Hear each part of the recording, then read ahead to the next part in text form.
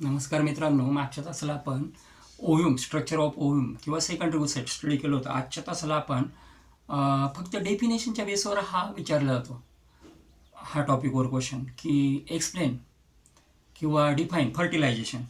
Basically आपल्याला फर्टिलायझेशनची process काय ही समजून घ्यायची. It is also called as syngamy. Here sexual reproduction primary involves formation and fusion of gametes. But what is the actually definition of fertilisation? फर्टिलायझेशनला आपण कसं डिफाईन करणार? Fertilisation is the process which involves fusion of the haploid male and female gametes resulting in the formation of diploid zygote. Fusion of haploid male and female gamete resulting in the formation of diploid zygote.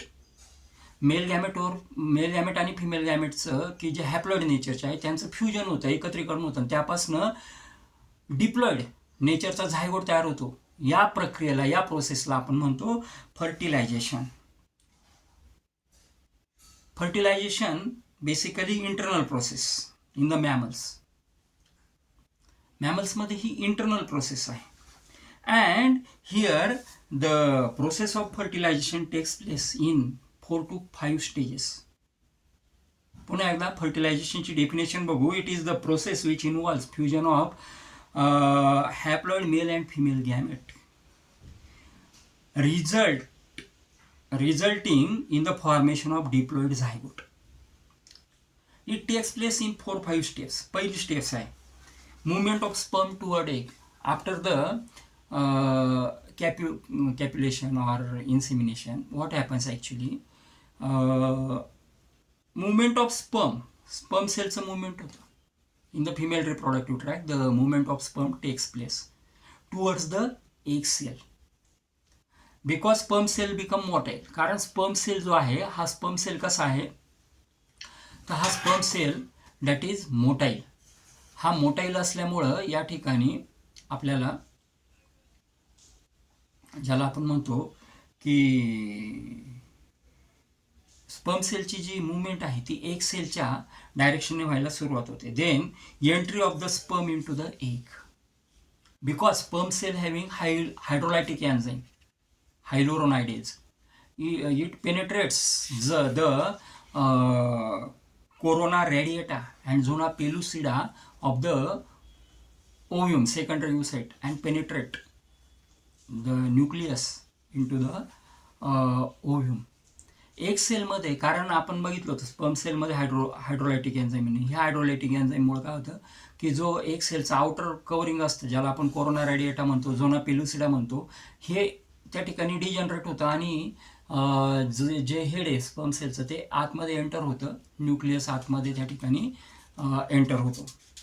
Now अशा प्रकारे entry of the sperm into the egg cell. Then activation of the ovum. when the sperm enter into the egg, the sperm become activated for fusion. ज्या वेळेला sperm sale enter होतो egg सेलच्या आतमध्ये, ओव्ह्यूमच्या आतमध्ये, त्यावेळेला आपल्याला ओव्ह्यूम सुद्धा activate होताना दिसतो.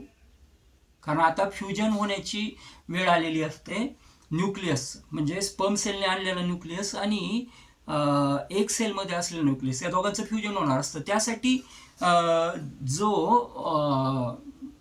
एग सेल आहे, ज्याला आपण ओव्ह्यूम म्हटलं, activation of the ovum takes place. Ovum सुद्धा काय होतो, ॲक्टिवेट होतो. And inside the egg cell fusion of the male nucleus and female nucleus means हे जे दोन न्यूक्लियस आहे, एग सेलमधला न्यूक्लियस आणि स्पर्म सेलमधला न्यूक्लियस, या दोघांचं फायनली त्या ठिकाणी आपल्याला काय पाहायला मिळतं, फ्युजन झालेलं पाहायला मिळतं. And this process is called as syngamy or it is also called as karyogamy because the diploid zygote is produce after the fusion. Fusion नंतर डिप्लॉइड झायगोट प्रोड्यूस होतो म्हणून त्याला सिंगॅमी किंवा आपण कॅरिओगॅमी पण म्हणतो. इन दिस वे, अशा प्रकारे हा जो पूर्ण टॉपिक आहे हा फार तर फार 2 मार्काला विचारला जातो की fertilisation, define fertilisation, explain the various steps of the fertilisation, असा क्वेश्चन असू शकतो. Fertilisation is the process which involves fusion of haploid male and female gamete which is resulted in the formation of the diploid zygote. It takes place in 4 stages. First, movement of the sperm towards the egg because sperm become motile. Then second, that is entry of the sperm into the egg cell. Entry होते egg cell मध्ये. Third, activation of the ovum सुद्धा activate होतो. आणि final fusion of the egg and sperm. Fusion होतं egg sale आणि fusion sperm सेलचं. एगमधला nucleus आणि sperm सेलमधला nucleus दोन्ही फ्यूज होतात. They form zygote having diploid in nature, and this whole process is called as karyogamy or syngamy because by fusion of haploid gametes formation of diploid zygote takes place. So this is known as karyogamy or syngamy. Okay, एकदम simple process आहे.